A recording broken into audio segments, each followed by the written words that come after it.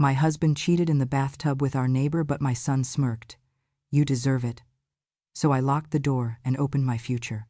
I walked into the house expecting quiet and found water running and laughter echoing down the hall. A sound so out of place it made my stomach tighten before my mind caught up, and when I pushed open the bathroom door, I saw my husband Gordon, 68 and graying, sunk in the tub with our neighbor, Tanya, 60 years old and smiling like she had won something. Their bare shoulders slick with soap, their faces flushed with a familiarity that did not belong to me anymore. And the shock snapped into heat as I heard my own voice rise, telling them they were old enough to know better than to do something so disgusting in my home, in my life, in the space I had paid for with decades of steadiness. And before Gordon could speak, Eric appeared behind me, my son, grown and tall and hard-eyed, and he shoved me backward with one flat palm to my chest, as if moving a chair, not his mother, and he said, "Mom, you deserve it. You have been ruining people's lives forever." And Tanya laughed softly, a thin sound that scraped, and said I thought I was some kind of saint when I was really just a faded shadow clinging to a house that did not want me. And Gordon finally spoke with a calm that cut deeper than shouting, telling me he was tired of living with someone who always had to be right, someone who made every choice feel like a trial, someone who watched and remembered and never let things slide. And I understood then that the cruelty was practiced, that they had rehearsed these lines long before the water ever filled the tub. I did not scream again, because something steadied in me, and I reached out and pulled the bathroom door closed and turned the lock from the outside, not as violence, but as a line drawn, a statement that my presence still mattered. And from behind the door I heard Gordon curse and Tanya hiss, and Eric leaned close to the wood and murmured to her that the plan was still running and that I would crack soon enough. And the word plan rang in my ears with a clarity that pushed the shock aside, because this was not only betrayal but bait, a scene designed to provoke, to film, to frame me as unstable. And I felt the old habit return, the one that counted details and followed threads.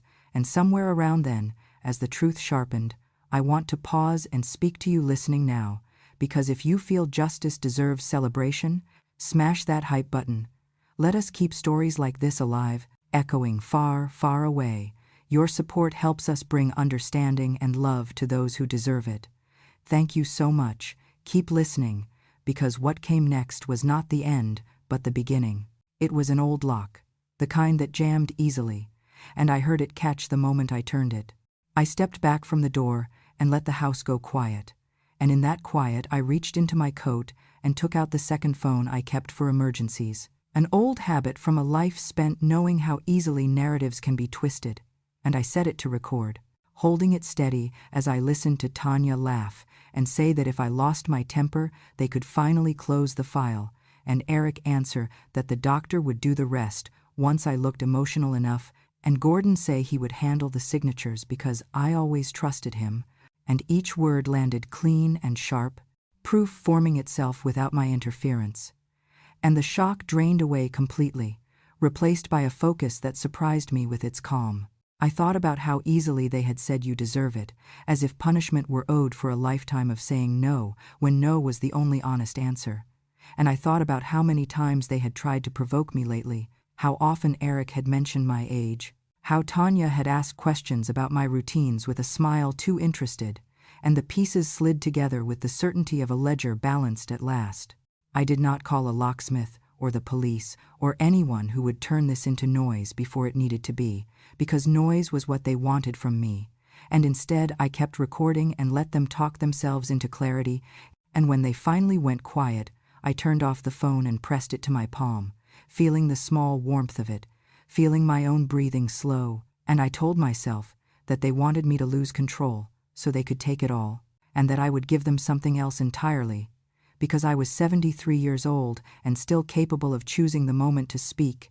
And standing there in my hallway, I understood that locking that door had not trapped them, it had freed me, and I promised myself that I would show them exactly how clear my mind still was, and that promise settled into me like a fact, not a threat, as steady and unmovable as anything I had ever known.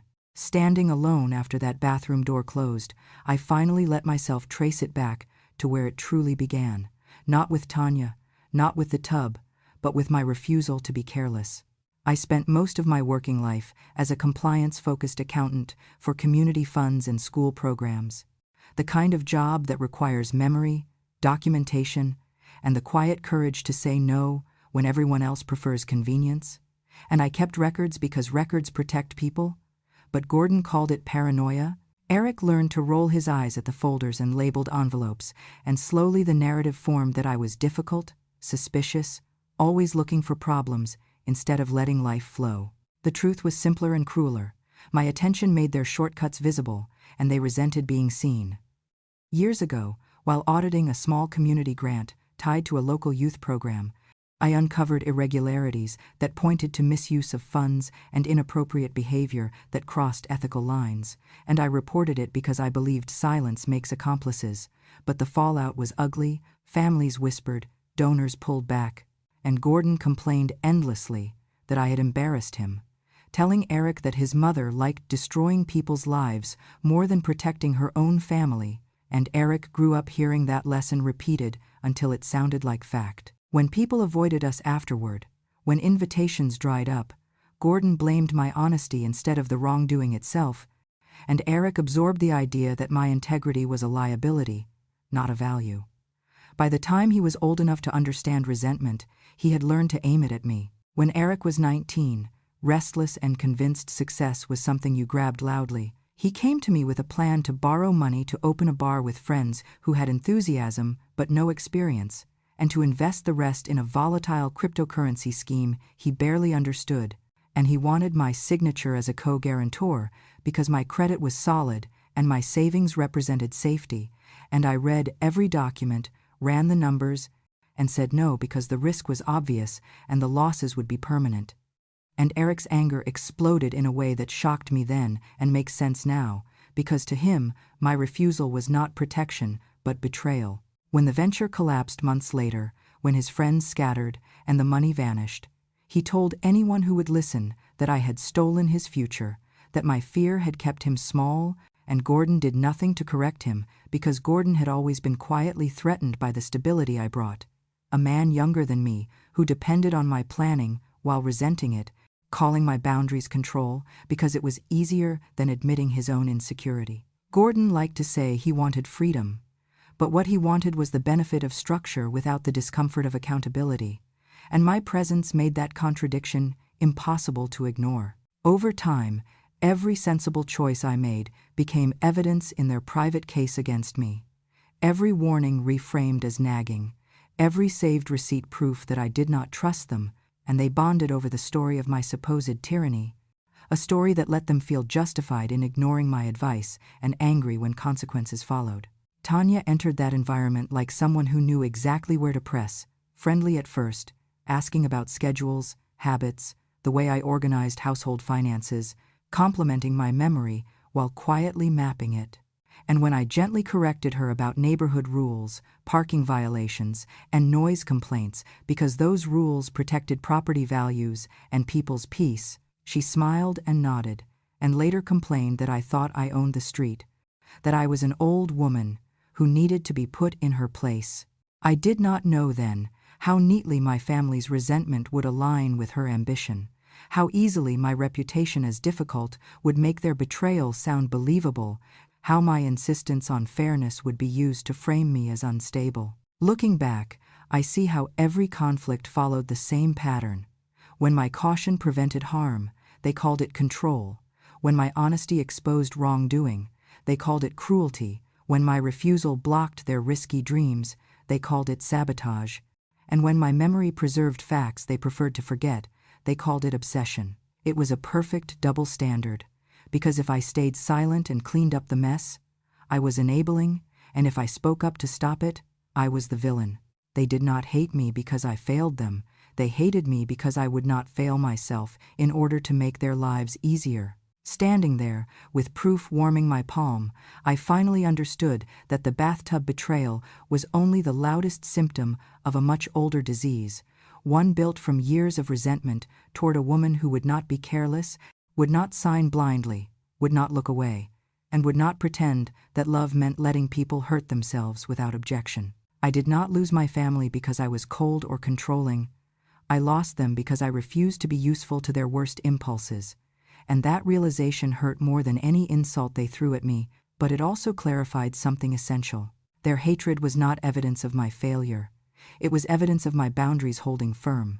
And once I saw that, I stopped wondering how to earn their approval and started planning how to protect my future. After I locked the bathroom door from the outside, the laughter did not stop right away, and that was the first thing that told me this scene was never meant to end with shame or apology. It was meant to provoke, to push me into noise they could later label as instability. I stood there, my palms still on the cool metal of the knob, listening as the water sloshed and the air filled with the careless confidence of people who believed they had already won. And then the words came, low at first, then clearer as they forgot I could hear them. Eric's voice cut through the steam with the calm of someone discussing logistics, not betrayal, and he said that the doctor would only need to note an emotional outburst and the paperwork would take care of itself. And Tanya laughed and asked what they would do about signatures because old women never sign when they are cornered. And Gordon answered with a shrug in his voice that he would handle it, that all they needed was for me to look out of control for a few days. I felt something cold and precise settle in my chest, because that was the moment the bathtub stopped being a shock and became evidence. I did not scream. I did not pound on the door. I stood very still and let them keep talking, because people reveal the truth fastest when they think the story is already written. Eric said they had been careful lately, that they kept reminding me about missed appointments and misplaced keys, and Tanya joked that the little videos helped, that a clip here and there of me reacting to nonsense could be edited into something convincing, and Gordon told them to stop worrying, because judges believed patterns, not explanations. As I listened, memories rearranged themselves with brutal clarity. The recent weeks of comments about my memory, the deliberate interruptions, the small provocations meant to spark irritation, the way Eric would raise his phone whenever I objected to something, pretending to check messages while angling the camera toward my face. I had thought it was disrespect, but it was preparation, a slow construction of a version of me they needed the world to accept. When the water finally stopped and their voices moved farther from the door, I stepped away quietly and went to the study, the place they never bothered to tidy because they believed I was the only one who cared what papers said. My hands did not shake as I opened the desk drawer, because my mind was already cataloging, and there it was beneath a stack of mail, a printed draft titled Durable Power of Attorney with my name typed neatly in the wrong font, as if formality could disguise intention. I flipped the pages and saw Gordon listed as primary agent, Eric as successor, and language about incapacity that read like a verdict waiting for a date, and tucked behind it was a folder with an appointment confirmation for a cognitive evaluation scheduled without my consent, the kind that becomes a weapon when paired with the right narrative. I sat down slowly, feeling the chair support me as if it understood the weight of what I was holding, and I let myself remember every time they had baited me recently, every careless insult, every reminder that I was 73 and therefore, in their minds, optional. I checked the computer and found an open email thread Tanya had forgotten to close, a conversation with Gordon discussing the timing of the evaluation and the need to catch me on a bad day. And there was even a note about the Colorado house, about how once authority shifted, decisions could be streamlined, property leveraged, retirement accounts simplified, words that turned my life into an asset list. I did not feel panic then. I felt confirmation, because nothing steadies you like realizing your fear has a shape and a plan, and plans can be interrupted. I returned to the hallway and listened again, letting my phone record as they complained about the lock and joked that I would calm down eventually, that women like me always did once the world told them they were wrong often enough. Eric said I had always loved being right more than being pleasant, and Tanya replied that pleasant women were easier to manage, and Gordon said it was time I learned to let go. I leaned against the wall and closed my eyes, not to escape but to focus, because the truth was no longer scattered. It was lined up neatly like figures in a ledger, and every entry pointed to the same conclusion.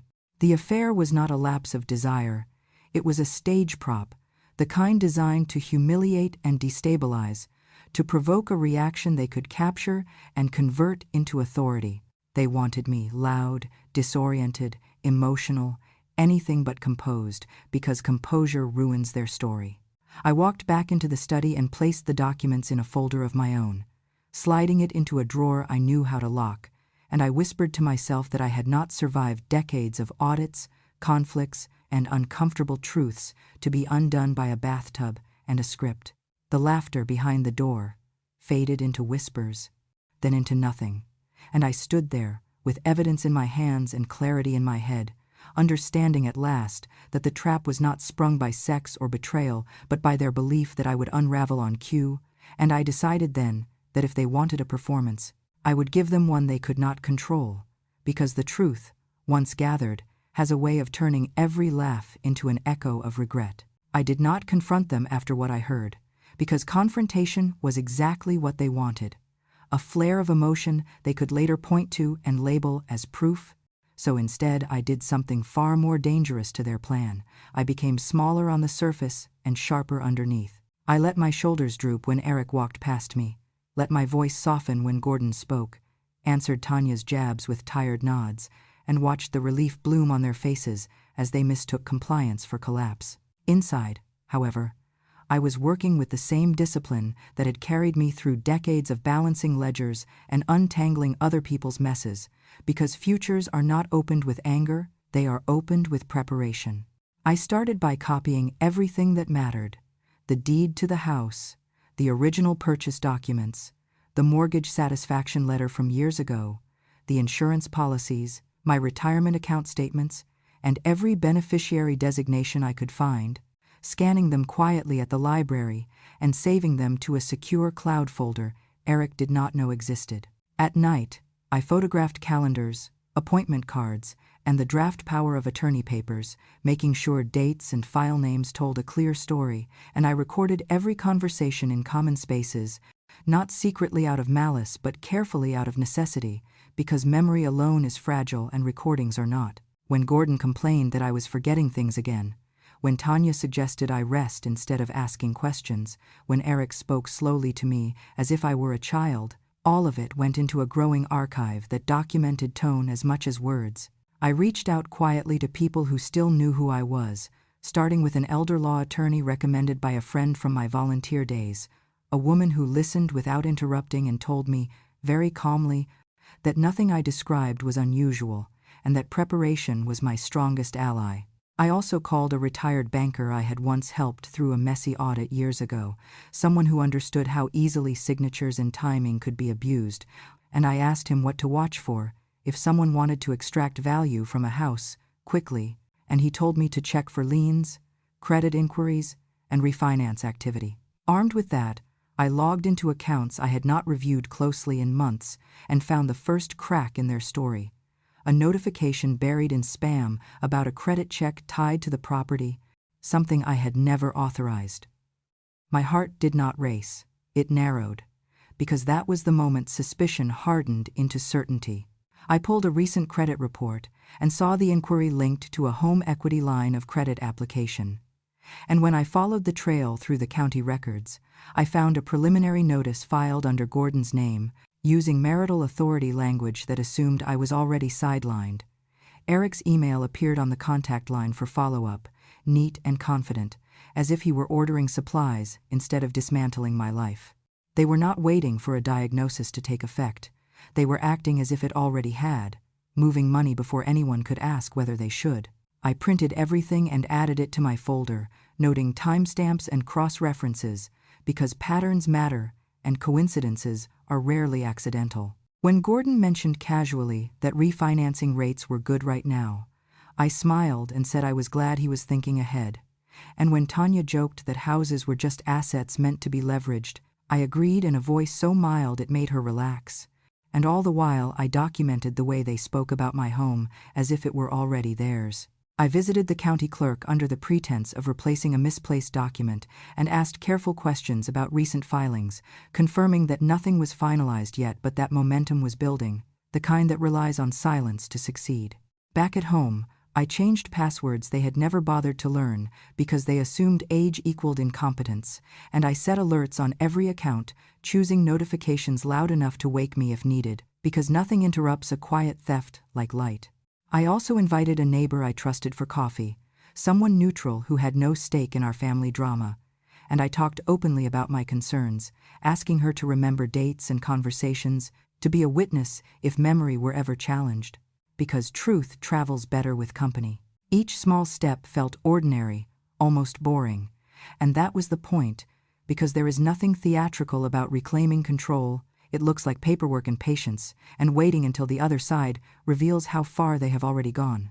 By the time Gordon and Eric began arguing softly about timing and approvals, thinking I was asleep, I had already mapped their route and noted every turn. And when I heard Eric say that they should move faster before I changed my mind, I smiled into the dark because I had already changed everything that mattered. They thought the future was something they could unlock with a signature and a diagnosis. But what they did not understand was that futures are not opened by taking. They are opened by knowing, and I knew exactly what they were trying to do, how they planned to do it, and who they intended to leave behind. And for the first time since the bathroom door closed, I felt the quiet satisfaction of someone who has just balanced the books and realized the numbers no longer belong to the liars. They chose a Sunday afternoon for what Eric called a family meeting, as if adding that word could bleach the intent out of what they were about to do. Gordon sat at the head of the dining table with his hands folded, practicing a look that was meant to signal concern but carried no warmth, only impatience. Eric leaned against the counter, scrolling on his phone, already bored, already certain of the outcome. Tanya arrived last, uninvited but expected, carrying a small bag of bath products like a prop in a play she believed she had already won. I took my seat slowly, lowering myself as if my joints protested more than they did, letting them believe the version of me they preferred. Gordon cleared his throat and spoke in a careful voice, the kind people use when they think they are being kind. "Michelle, we have been worried about you," he said. "You have been stressed, confused.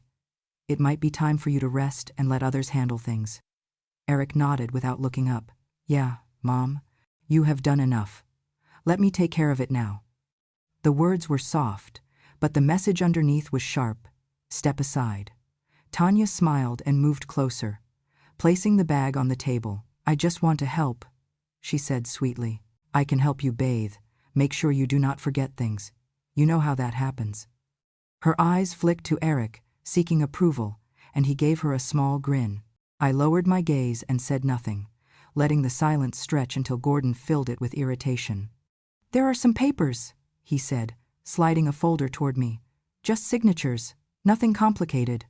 We do not want to make this harder than it needs to be." I opened the folder slowly, already knowing what was inside, and pretended to squint at the pages. "What is this again?" I asked. Eric sighed loudly. "Mom, we went over this. It is just so I can help manage things. You trust me, right?" Then he said the line he had been saving, the one he believed would end the conversation. "You are 73. Nobody is going to pick you over your own son." The cruelty of it landed hard, but I kept my face blank, my voice soft. "I cannot hear very well today," I said. "Could you come closer?" Tanya stepped in eagerly, bending down so close I could smell her perfume. "It is simple," she whispered, impatient now. "You sign, and then you move into assisted living. The house gets sold, the money gets transferred. Whether you want it or not, this is happening." Gordon did not correct her. Eric did not flinch. In fact, Eric leaned forward and added, his voice low and sharp, "You deserve it, Mom. After all the years you said no to me." The words burned, but they were exactly what I needed. I nodded slowly, as if absorbing it with difficulty, and asked again, "What was that?" Tanya laughed, careless, triumphant. I said, "This is better for everyone. You cannot live here anymore." Outside, the doorbell camera blinked silently, capturing every raised voice, every sneer, while the recorder in my pocket hummed steadily, collecting their confidence like a debt. Gordon pushed the pen toward me. "Sign it," he said flatly. "Do not make a scene." I looked at the page, then at him, then at Eric, and finally at Tanya, who had already begun talking about contractors and timelines as if my decision were a formality. After the sale, she said, we can finally start fresh. I smiled faintly, the kind of smile that made Eric relax and Tanya straighten, convinced they were seconds from victory. All right, I said, if that is what you all want. Eric exhaled in relief. See? That was not so hard. I did not pick up the pen. Instead, I reached into my pocket and set my phone on the table, screen lit, recording still running, and I said, very clearly, I just wanted to make sure I heard you correctly. The room went still. Tanya's smile faltered first. Eric's eyes dropped to the phone, then snapped back up to my face. Gordon's hand froze in midair. What is that? He asked. A witness, I said calmly, and so is the camera on the door. And so is the neighbor, who has been listening since you started telling me where I was going to live. Eric laughed nervously. You cannot do anything with that.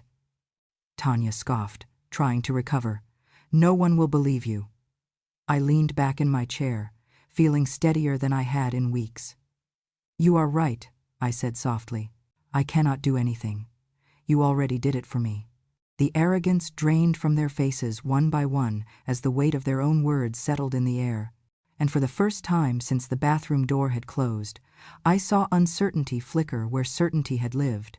Because confidence is powerful until it realizes it has been heard. I did not sleep that night. But not because I was afraid.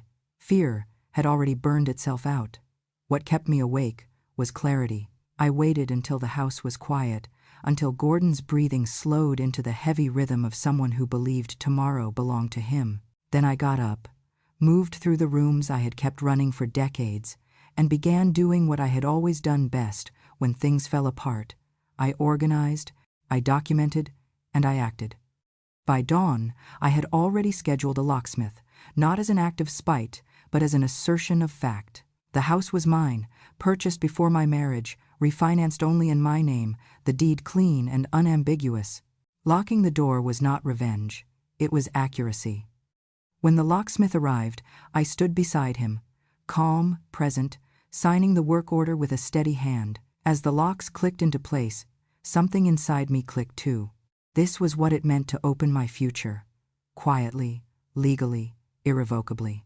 I spent the morning making changes Gordon and Eric never thought I was capable of making without them. I opened a new account at a different bank, moved my pension deposits, redirected my Social Security, and froze any joint access with a single phone call.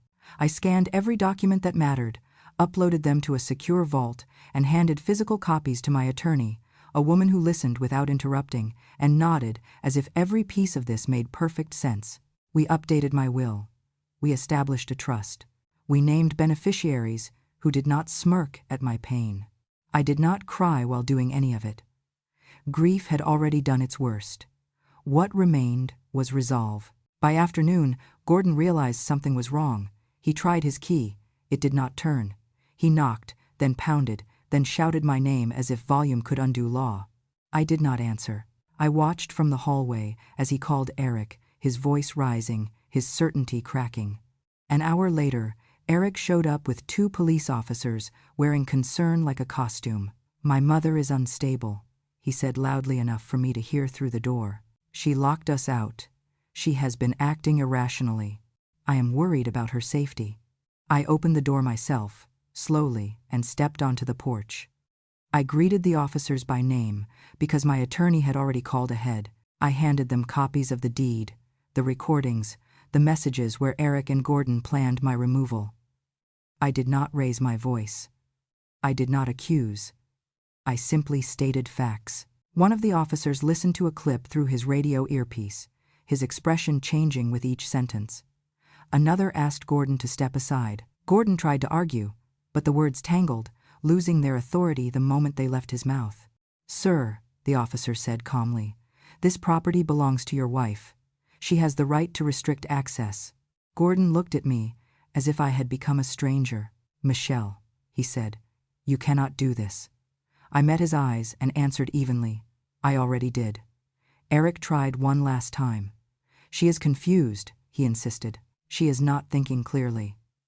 The officer turned to me. Ma'am, are you under any distress? Do you feel threatened? I shook my head. No, I said. I feel finished. That was enough. Gordon was told to collect essential items, later under supervision. Eric was warned about filing false reports. They stood on the sidewalk, stunned, as the door closed behind me, the new lock turning with a final, unmistakable sound. That night, alone in my house for the first time in years, I walked from room to room and felt something unfamiliar. Space. Not emptiness, but space to breathe without bracing for someone else's entitlement. I sat at the kitchen table and listened to the quiet. Locking the door had not trapped me inside. It had kept something corrosive out. I realized then that the future does not announce itself with fireworks.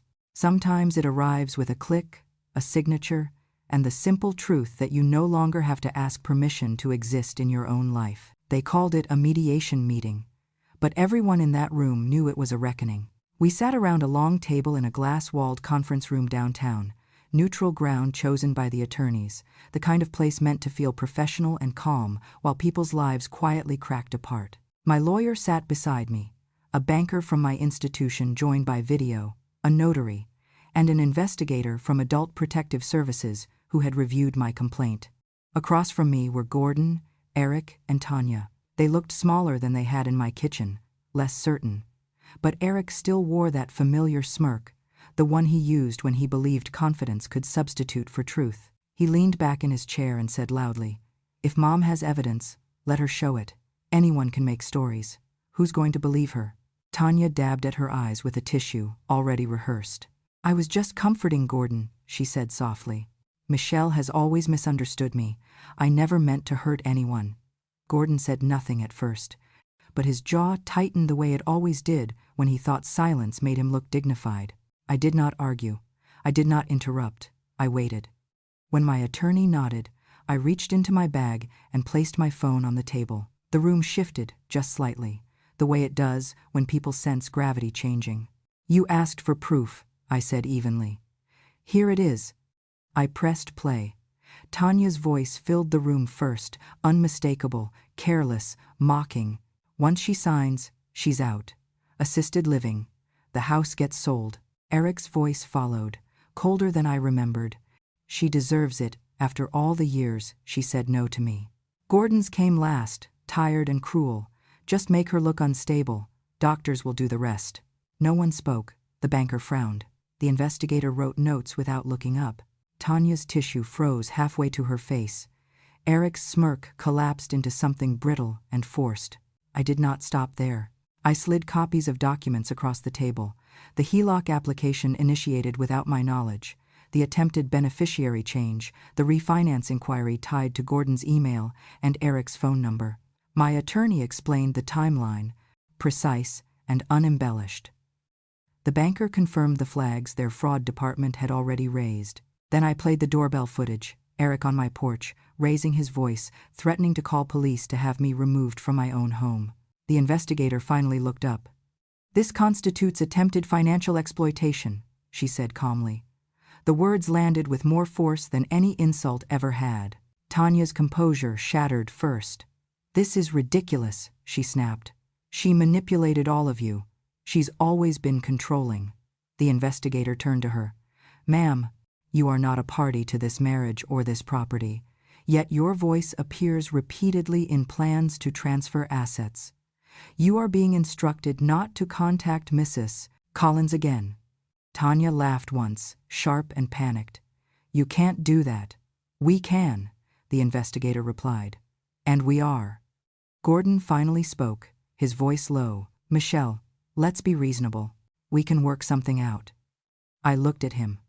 Really looked, and felt nothing. "We already did," I said. Eric stood abruptly. "You're really going to do this?" he demanded. "I'm your son."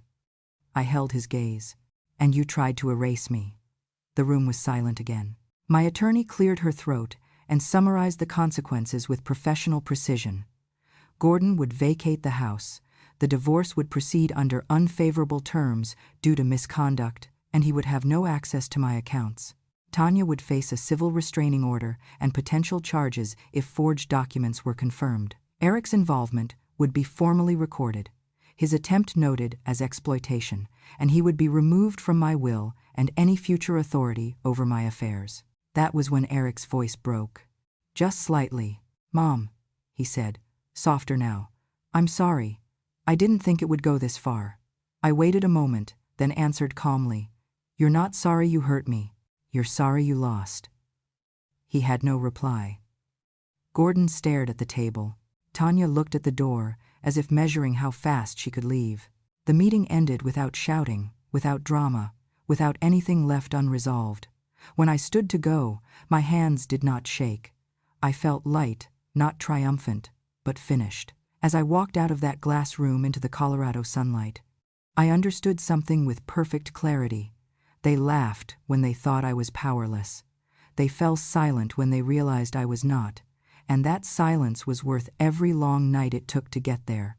I moved out quietly, the way you leave a place that no longer deserves a dramatic goodbye. A week after the meeting, after the locks were changed and the lawyers finished their paperwork, I packed only what mattered: papers, photos I actually loved, books with margins full of my handwriting. I did not take the china we never used or the furniture chosen to impress guests who never truly saw me. I chose a small apartment at the edge of a mountain town. Nothing fancy, just a place with a wide window where the light came in honest and unfiltered. Every morning, the mountains remind me that endurance does not need applause. It only needs time. For the first few nights, I slept lightly, not from fear, but from relief.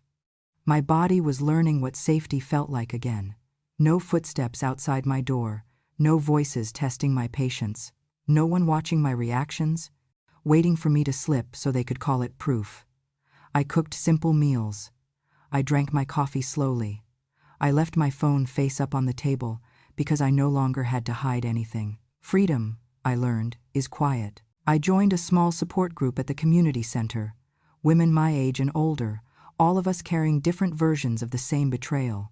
Some had children who drained their accounts. Some had husbands who signed things behind their backs. We did not cry much. We talked about documents, boundaries, warning signs. I told my story, not with bitterness but with clarity, and I watched other women sit up straighter when they realized they were not foolish, not weak, not alone. Helping them did something unexpected for me. It returned a sense of purpose that had nothing to do with fixing my family. I updated my will and my trust with a calm I never thought possible. I removed names that had once felt permanent. I added causes that reflected who I had always been, not who they tried to reduce me to. A portion went to a foundation supporting older women navigating financial abuse. Another went to a local legal aid group that helped me understand my options when everyone else assumed I had none. And the rest, the part that mattered most, I set aside for someone who never tried to own me, my granddaughter, not as a reward, not as leverage, but as a statement. Respect is not inherited, it is earned. She visits me now, just the two of us. We talk about school, about her plans, about the kind of life she wants to build. I do not warn her constantly. I do not control. I listen. When she hugs me goodbye, there is no guilt in it, no confusion, only warmth.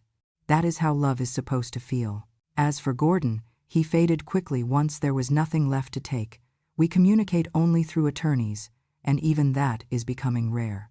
Eric tried once more, a message asking if we could talk, saying he was under a lot of stress. I read it without anger and without urgency. I did not reply. Not every door needs a final conversation. Some only need to stay closed. People sometimes ask me if I regret not forgiving them, as if forgiveness were the same thing as access. I tell them the truth. I forgave myself for staying too long, for explaining myself to people who were committed to misunderstanding me, for believing that love required endurance without dignity. That forgiveness was enough.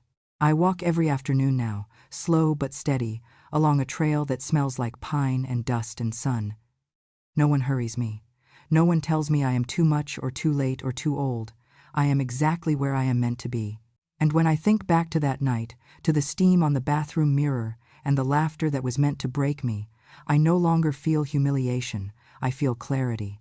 I locked the bathroom door so they would understand one thing: I was not their possession. And when I locked that door, I did not trap myself in the past. I opened the future that had been waiting for me all along. And now, my dear listener, my story comes to rest, but my voice does not. If you have stayed with me to the very end, then you know this was never just about betrayal, or age, or a locked door. It was about dignity. It was about an old woman choosing herself when everyone else decided she was disposable. If this story moved you, reminded you of someone you love, or gave you strength you did not know you needed, then please stay with me. I still have many stories to tell, stories of truth, pain, courage, and quiet justice that deserve to be heard. Before you go, sweetheart, don't forget to subscribe to Grandma True Stories. Your support keeps these voices alive, keeps these memories from being erased, and reminds the world that even at this age, we are not finished. Thank you for listening. I'll be right here, waiting for you next time.